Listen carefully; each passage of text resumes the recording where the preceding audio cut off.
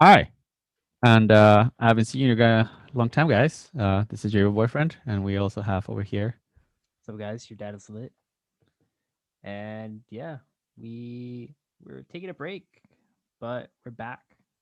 I had a little bit of computer problems. I still do, but just wanted to give you guys some little bit more contact and some help if you're considering getting into making music at all. Um, yeah, we want to talk about just how much money you need to spend to get into making music and kind of like the mistakes that we made in our own purchases and what we thought we found to be useful and not useful. So yeah, first we just want to talk about what you need to make music in general. Number one, you need a computer. Doesn't matter what kind of computer. A lot of people tell you MacBooks are essential, but you can use any computer Make everything on Linux, guys. yeah. Linux is the way to go. as long as long as you have a good processor on your computer, some RAM, pretty good. Don't need a graphics card if you don't care about graphics cards, and that'll actually make the computer a lot cheaper if you don't have a graphics card. Yeah, so computer number one, you need a sound card, but also we recommend a sound card, but you don't really need it to start off. But if you want to connect your speakers to your computer, you need a sound card. Um, and number three, which is speakers, you generally need some speakers to reference your music. You don't need like, really expensive ones, like crazy. What's an expensive speaker people usually buy? Vocal SM9s, Yeah, $3,000 a fucking speaker. Yeah. yeah, exactly. You can get HS8s or HS6s, Yamahas. They don't look crazy cool and they don't destroy your windows, but they do well in giving you accurate representation of what's going on in your mix, and probably a sub as well. And then probably number four would be the headphones. You generally need headphones. Usually, if you talk to Diego, you usually just use his headphones most of the time. Doesn't even use his speakers. Uh, yeah. Even then, you don't need crazy headphones. Just need a good pair and then some Apple headphones because what you don't people don't tell you is that most people are going to be listening to your music on Apple headphones or just through their computer speakers. So it's always good to have to reference your mix on what people are going to be listening to it the most on. hmm So just to like elaborate a little bit on what Charlotte says, like your computer, yeah, get whatever you want. You don't have to get a Mac, but if you get a Mac, you will have less tears.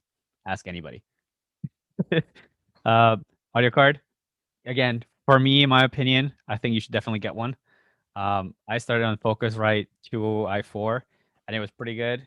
But once I invested in a UAD, my life changed, and I was actually making way better shit. So if you're gonna drop the money in a UAD, do it. But Yeah. maybe don't start with that one because otherwise you will be very sad on how much it's costing you to start. You can just start with an i4. I think it was like $200. You can even buy it like secondhand. That's all good. Speakers, yes, do not overspend on them. Even Rockets are good enough. They have low end, right? They're awesome. Everybody likes them. They're very popular also for like throwing parties. So headphones, yeah, like Charlotte said, I mostly use like Apple headphones to produce. I also have more expensive ones like the V Moda, and I also have like Sennheiser like 650 HD, which are like a shitload of money. And honestly, I rarely use them. But it's good for you guys to know that you only really need it's four things: Yeah. computer, audio card, speakers, and headphones. And if you want to go for super low budget, computer and headphones. Yeah.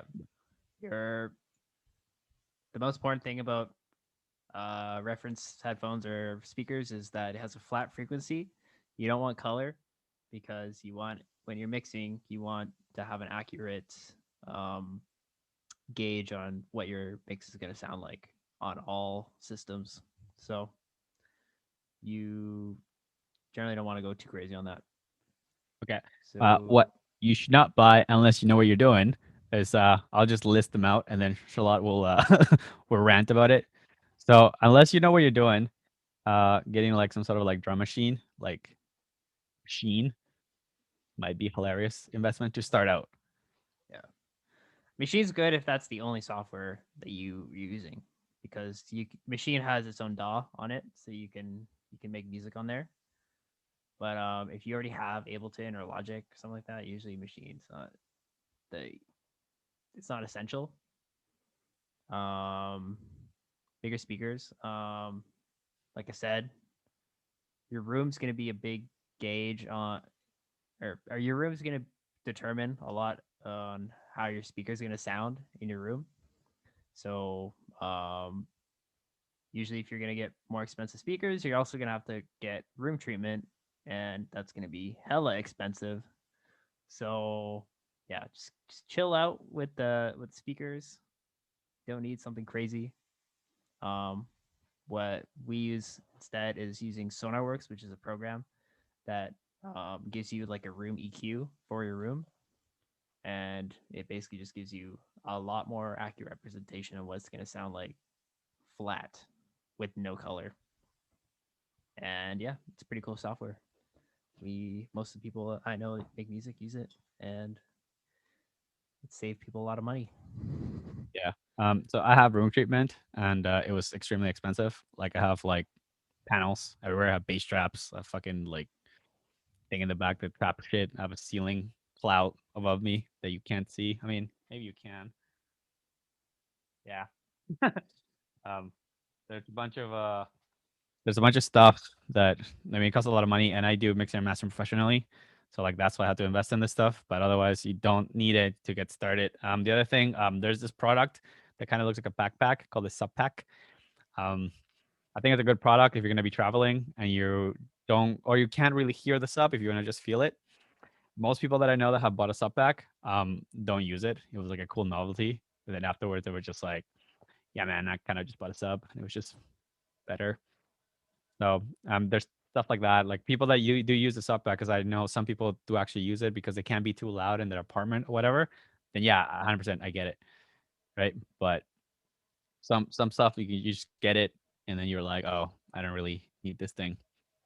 Yeah. Um, the Another next one thing, might be microphones too, like microphones. Like if you're not recording vocals yeah, and just making like banger tracks with like vocals off the splice, then you don't really need microphones either. But if you're gonna thinking about it, you might as well invest on like a good one.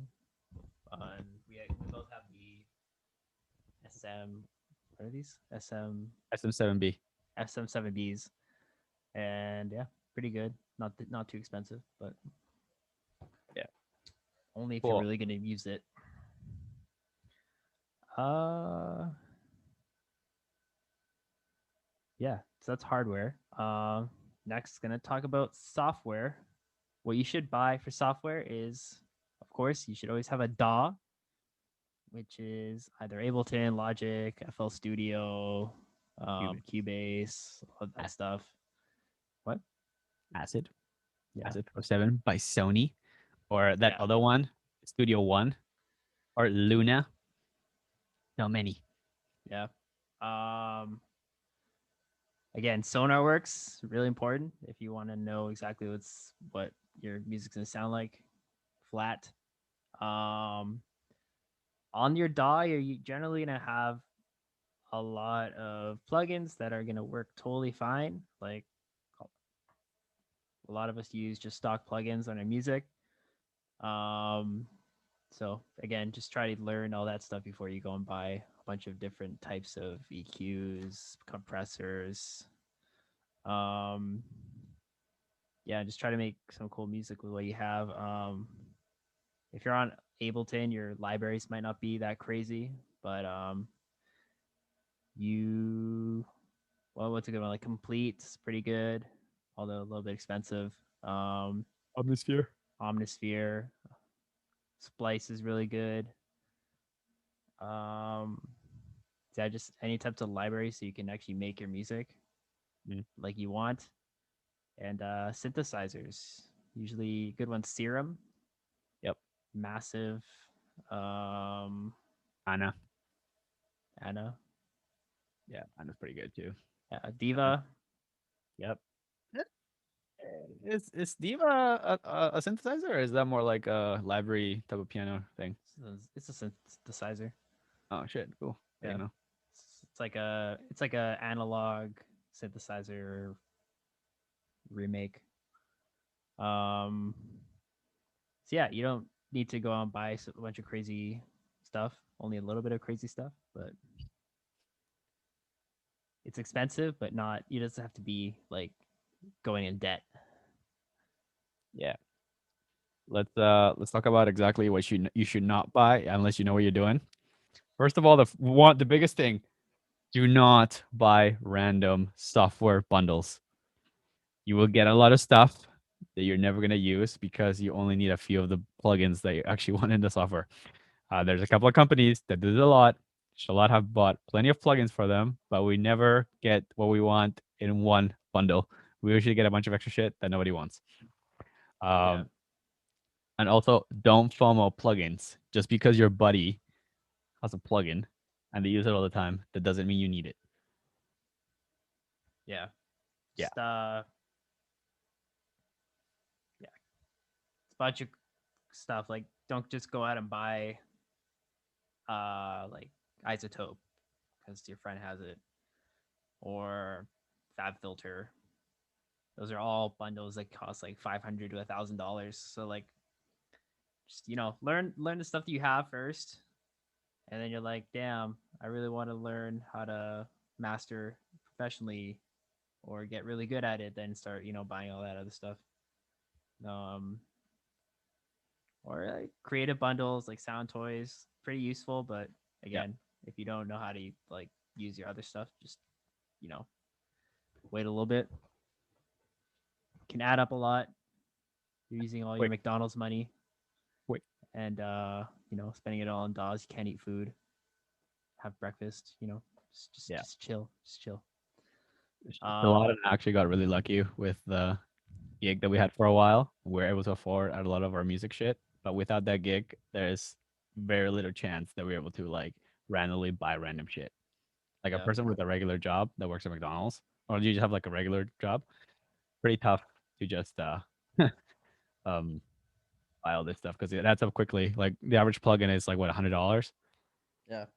right? So, and if your buddy tells you, yeah, you have to get this 20, you're just like, bro, that's 2 grand. yeah.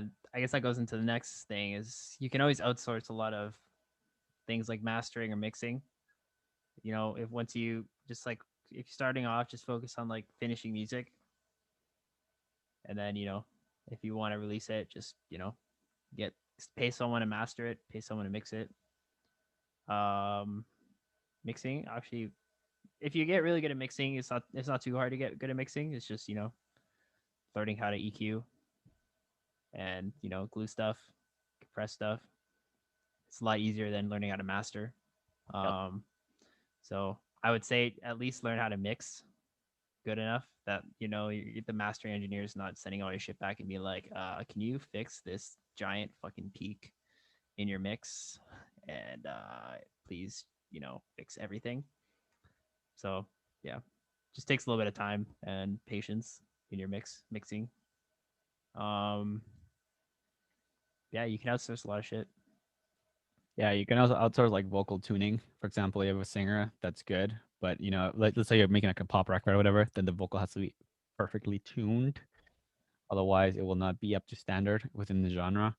So I don't ever do vocal tuning. If I'm hiring a vocal, I expect them to do them, and that's why I pay them to sing on my tracks, right? If, however, somebody is like coming to my studio to like record or whatever, then I will have to fucking process them and all that stuff. But if I'm realizing that it's gonna take me a long time, I'd rather just pay somebody to fix that and then just give me back processed vocals that are ready to be mixed. But yeah, another thing like you guys should know is like you can actually learn mixing for free. Just sign up for soundgym.co, play the game until you get to level 20, and you should be able to mix your records no problem. If you can't, you did it wrong. Or you had my problem that you don't know how to pick the right choices of sounds, and then you have competing frequencies. But that's a conversation for another time, I think.